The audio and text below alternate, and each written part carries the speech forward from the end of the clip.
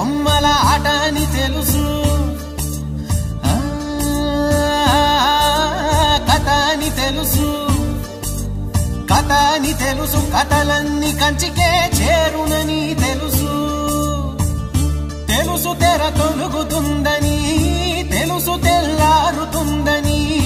తెలుసు ఈ కట్టె పుట్టుకుమంటదని, తెలుసు ఈ మట్టి మట్టిలో కలిసిపోతదని, ఇన్ని తెలిసి రకాటంలో పడిపోతావు ఎందుకని? మాయ